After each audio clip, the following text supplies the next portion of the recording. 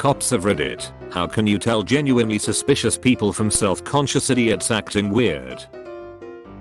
Cop here. I'll give a serious answer instead of all the others. Assuming this is on a traffic stop, for the most part, if you are acting jumpy I try to figure out why and remove that stress. If I can't figure it out on my own, I'll just simply ask.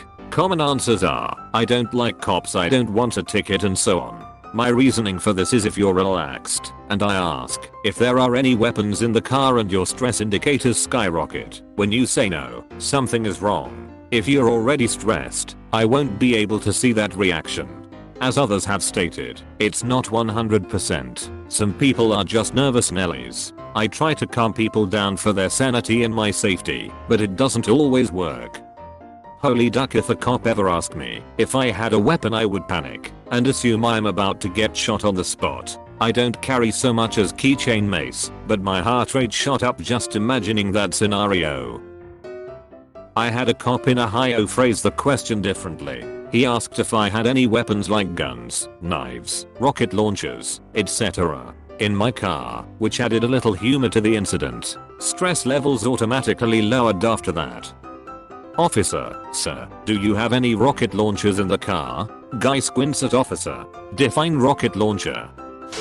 Not a cop, but I'm a Florida native, and I'm usually dressed in shorts and a t-shirt. I was in a flyover state for a concert, and was supposed to pick someone up about 4 hours away in the morning. Instead of getting a hotel for 5 hours I decided to drive to my destination and sleep in the back of the rental car. Usually when I do this, I roll the windows down and sleep with the car off, but it was in the mid-30s this night.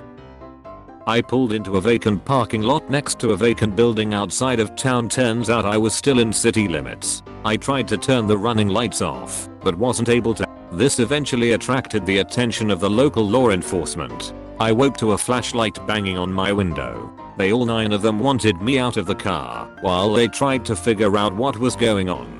Being as it was cold, I started to shake. I shared how I thought it was amusing that I was shaking and that it would likely raise suspicion. The cop that was babysitting me at that moment said no, it's cold out. She then let me get into the car and start it again. 9/10 would recommend. I got pulled over for a DUI stop at 2:30 in the morning in the middle of March. I was just leaving work, so I didn't really have proper attire to be standing outside for long periods of time. I had not been drinking and showed no evidence of it at all. I got pulled over for swerving when I went to reach my water bottle that fell on the floor, but the cop proceeded to keep me outside of my car doing all of the sobriety tests for about an hour while I was shivering and my teeth were chattering. It was close to 3:30 when he finally realized I wasn't impaired. 0/10 would not recommend. Interesting question. I wish you had put a serious tag on it. Then he would get 0 answers, or highly subjective bullshit that would highlight how dangerously arbitrary the process is between driving home or becoming a forgotten statistic. Thin blue line. Police instructor here. You look for what is out of place/context.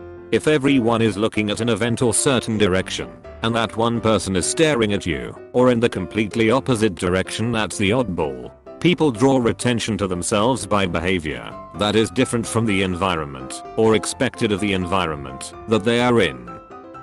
It's how they identified the Boston bombers. Everyone was looking in the direction of the explosion, but the brothers were staring in the opposite direction.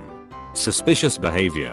This technique can be applied to clothing as well. If it's summer and you see people wearing heavy jackets, there's something odd. Somebody keeps tapping the waistline, and there's no reason for him to do that, like something falling off of it, and there's something tucked in their waistline, drugs or weapons. Now, not saying that this gives you an excuse to go up and start harassing people, however it definitely lets you narrow down the focus of your attention for what is out of place.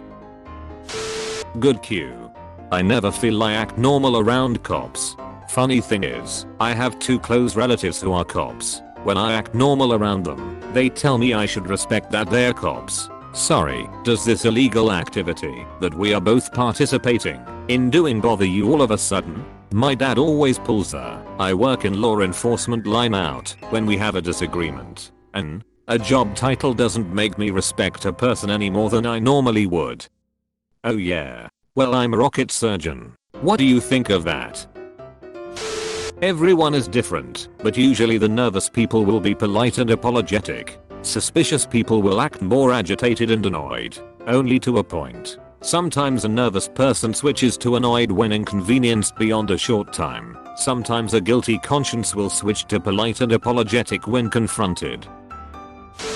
The funny thing is, if I'm off duty and around a uniformed officer I don't know different depth, area, etc., I get nervous. Hell, my heart sometimes skips a beat when I see one of our own cars driving down the road, even though it may be the same exact vehicle I was assigned to just a few hours ago. My point is, I think pretty much everyone gets nervous around a cop. Most people will avoid you and not make eye contact.